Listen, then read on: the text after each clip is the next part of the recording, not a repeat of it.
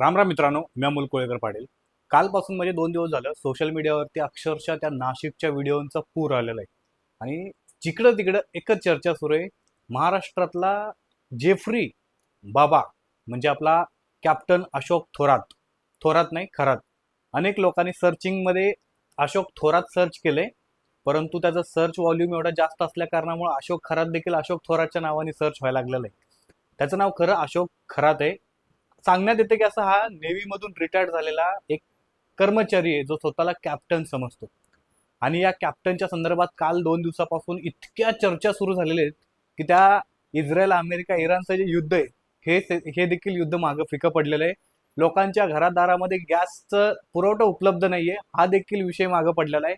आणि हा जेफ्री बाबाचा म्हणजे आपल्या देशी जेफ्री बाबाचा विषय सगळ्यात टॉप लेवलला आहे आणि सगळ्या महाराष्ट्रामध्ये सुद्धा चर्चा केली जाते. मुळात विषय सुरुवात कुठून करायची हा प्रश्न होता, पण आता विषय निघालाच आहे. तर ज्या पद्धतीने रुपाली ठोंबरे बोलल्या, अभी बात निकली है तो बहुत दूर तक चली जाएगी. सगळ्यात महत्वाचं आपण सगळेजण बघतोय की ज्या कशा पद्धतीने ह्या जेफ्री बाबानं महिलांना फसवलं वगैरे. पण हा जेफ्री बाबा लोकांचं भविष्य सांगत होता, पण ह्याला भविष्य कळलं नाही का? ह्याचं भविष्य धोक्यात कुणी आणलं? हा जेफ्री बाबाचं सगळं बाहेर कांड कसं आलं?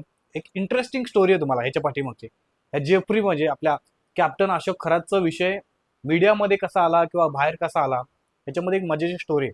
स्टोरी अशी मित्रांनो, मी तुम्हाला बाकीच्या व्हिडिओमधून पण बाकीच्या गोष्टी सगळ्या सगळ्या सांगेलच. आपल्या इंस्टाग्रामला ज्या मी व्हिडिओ युट्यूबला टाकू शकत नाहीत ते व्हिडिओ मी इंस्टाग्रामला टाकलेत. नसल माहिती तर जाऊन बघा. अमोल कोळेकर पाटील इंस्टाग्रामला तुम्ही सर्च केलं तर तुम्हाला भेटून जाईल.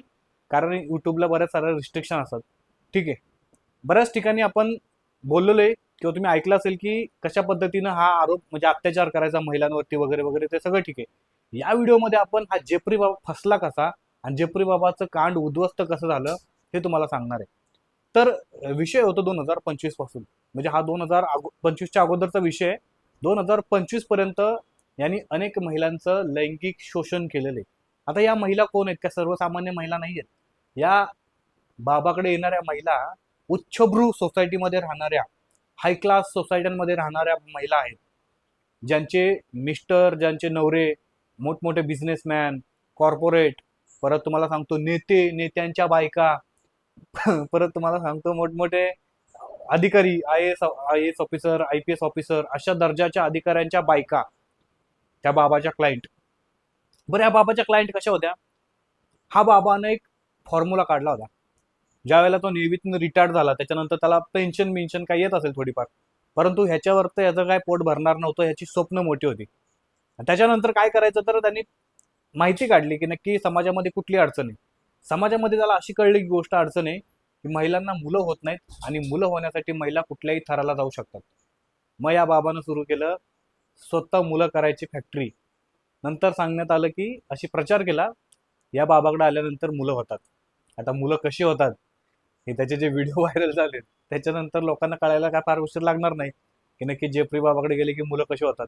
आणि या बाबाकडे लाईन लागलेल्या मोठमोठ्या उच्चभ्रू म्हणजे मोठमोठ्या बिझनेसमॅनची बायका, मोठमोठ्या अधिकाऱ्यांच्या बायका, पॉलिटिकल नेत्या, महिला नेत्या या देखील या बाबाच्या लाईनीमध्ये आहेत.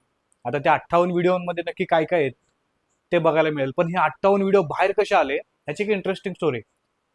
त्याच्या ऑफिसमध्ये एक ऑफिस बॉय काम करतो ज्याचं नाव आहे नीरज जाधव. आता हा नीरज जाधवने काय केलं, ह्यांनी बघितलं होतं की या बाबाकडं, या जेफ्री बाबा आपण म्हणून त्याला, उर्फ कॅप्टन अशोक खरात तुम्ही नाव म्हणजे समजून जा, आपण त्याला नवीन नाव देऊ जेफ्री बाबा, नाशिकचा जेफ्री बाबा. त्या जेफ्री बाबाच्या ऑफिसमध्ये महिला यायच्या आणि हा महिलांना गोड बोलून आतमध्ये घ्यायचा बोलून. आता गोड बोलून घ्यायचा का कशा घ्यायचा ते तुम्हाला सगळ्यांना माहिती आहे. त्याच्यानंतर महिलांना पेढा द्यायचा, पेढा खायला, पेढा. आणि त्या पेढ्यामध्ये काहीतरी टाकायचा. आता काय टाकायचं हे तुम्हाला माहिती आहे. त्याच्यानंतर एक लिक्विड द्यायचं प्यायला, जे लिक्विड कडवट लागायचं असं त्या फिर्यादी ज्या महिलेने दिले त्या महिलेने सांगितले. आणि तो व्हिडिओ जो व्हायरल झाला त्या व्हायरल व्हिडिओ मधून ते लिक्विड काय आहे किंवा पेढा काय आहे ते तुम्हाला सगळं कळेल. मी जास्त उलगडून सांगत नाही. त्याच्यामुळे नंतर जसं जसं त्या नीरज जाधवला कळलं की या बाबाकडे अशा अशा मोठमोठ्या महिला येत आहेत आणि अशा प्रकारचे त्या केबिनमध्ये जाऊन तो कांड करतो. एक दिवशी त्या नीरजनी हा बाबा मंदिरावरती असताना, म्हणजे नाशिक मधल्या कॅनडा कॉर्नरच्या ऑफिस मधली घटना तुम्हाला सांगतोय. नीरजनी कम्प्युटर घेतलं, कम्प्युटरमध्ये ते CCTVचे सगळे फुटेज चेक केले, तर त्याला अत्यंत धक्कादायक गोष्टी समजल्या. ज्या ज्या महिलांना तो विधीसाठी आतमध्ये बोलवायचा, या महिलांसोबत शारीरिक संबंध, सेक्स करायचा हा बाबा. आणि तो कशा पद्धतीचा करायचा, एक एक व्हिडिओ 54-54 मिनिटाचा, 50-50 मिनिटाचा, 30-30 मिनिटापर्यंतचे व्हिडिओ आहेत. मग नीरज जाधवला पैशाची लालच सुटली. नीरजने काय केले, सगळे व्हिडिओ पेनड्राईव्हमध्ये घेतले. पेनड्राईव्हमध्ये घेतल्यानंतर नीरजनी ही 2025ची गोष्ट सांगतो. नीरजने काय केलं, या जेफ्री बाबाला धमकवण्यासाठी सुरुवात केली, खंडणी मागितली की हे सगळे व्हिडिओ माझ्याकडे आलेले आहेत, तुम्हाला 5 कोटी रुपये दे, नाहीतर मी तुझा बाजार उठवीन. जेफ्री बाबा त्यावेळेला हवेत होता, कारण महिला आयोगाच्या अध्यक्षच जेफ्री बाबाच्या चेल्या होत्या. कारण महिला आयोगाच्या अध्यक्ष जेफ्री बाबाच्या जर शिष्य असतील तर महाराष्ट्रातल्या इतर महिला पटकन विश्वास ठेवतील ना, कारण ज्या राज्याच्या महिला आयोगाच्या अध्यक्षा ह्या जेफ्री बाबाच्या बगलबच्च्या असतील तर बाकीच्यांना विश्वास ठेवायला फार सोपं जातं. ठीक आहे, जेफ्री बाबा आहे का फक्त महिला आयोगाच्या अध्यक्ष आहेत का फक्त, असं नाही. या राज्याचे उपमुख्यमंत्री त्यांच्यासमोर विधीला बसतात. परत ते कोकणातला एक मंत्री आहे, तोही तिथं बसतो, जयंत पाटील राष्ट्रवादीचा, तोही त्याच्यासोबत उभा राहिलाय. एकट्याने अशा अनेक लोकांसोबत, एवढंच सोडा, या देशाचे गृहमंत्री अमित शहासोबत देखील त्याचा फोटो आहेत. बोला, मग एवढ्या सगळ्या वरदहस्त असल्यानंतर त्याची हिंमत वाढणार ना. त्यांनी इग्नोर केलं त्या नीरजकडे. त्याला सांगितलं तुला काय करायचं ते कर, जा चल. आणि वावी पोलीस स्टेशनला जाऊन मला 5 कोटी रुपयाची खंडणी मागितली या पोरानं म्हणून त्याच्या विरोधात तक्रार दाखल केली. खरी गंमत इथून पुढे झाली.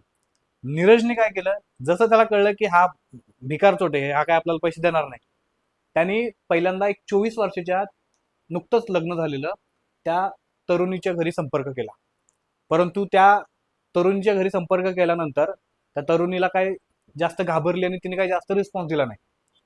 त्याच्यानंतर काही काळानंतर त्या आणखी एका महिलेला, म्हणजे 28 वर्षाची महिला होती, या महिलेला त्या माणसाने, त्या नीरजनी व्हिडिओ पाठवला आणि तो व्हिडिओ बघितला तिच्या घरातले. मग ती 24 वर्षाची तरुणी होती, मी आता सांगितलं ते, जिथं नुकतंच लग्न झालं होतं. हिला मंदिरामध्ये, तिथं एका मंदिरापाशी ती पाया पडायला आले असताना तिला व्हिडिओ दाखवला आणि त्याच्यानंतर तिनं खरातला सांगितलं की या नीरज जाधवकडे व्हिडिओ आहेत आणि या नीरज जाधवनी मला असे असे धमके दिलेले आहेत. ह्या सगळ्या गोष्टी घडल्यानंतर मग या नीरज जाधवला मारायचा म्हणा किंवा धमके द्यायचा प्रयत्न केला आणि त्याच्यानंतर मग या नीरज जाधवनी सगळे 58 व्हिडिओ, ह्या 58 व्हिडिओचा भांडाफोड केला. त्याच्यानंतर काय केलं, एका 35 वर्षाच्या महिलेच्या घरी गेला हा नीरज जाधव आणि तिला सांगितलं सगळं प्रकरण असं वगैरे, तिच्या घरातल्यांना सांगितलं, समजावून सांगितलं आणि तिला जाऊन FIR करायला लावली. या सगळ्या प्रकरणामध्ये नाशिकचा जो स्थानिक न्यूजपेपर आहे, खबरदार पुढारी का अशाच प्रकारचा कुठला तरी एक न्यूजपेपर आहे, तो त्या न्यूजपेपरच्या संपादकाला देखील त्या महिला आयोगाच्या अध्यक्षांनी धमकी दिली होती. आता का धमकी दिलेली, कशी धमकी दिलेली, त्याच्यावर वेगळा व्हिडिओ बनवीन मी. पण या सगळ्या गोष्टीतनं एक गोष्ट मात्र समजते, ज्या जेफ्री बाबा या सगळ्या मोठमोठ्या खानदानी महिलांचं, मोठमोठ्या संस्कारी, मोठमोठ्या उच्चभ्रू घराण्यातल्या महिलांचं भविष्य बघायचा, पण याचं ह्याला भविष्य कळलं नाही. त्यामुळे महिलांनी अशा प्रकारच्या भोंदूबाबांना कशा प्रकारे बळी पडतात हे बघितलं पाहिजे. नाशिकच का बाबा सगळ्या गोष्टींमध्ये पुढे, पाठीमागे आपण ते कुठलं ते गिरीश महाजनांचं कांड, तेही नाशिकमध्येच घडलं होतं.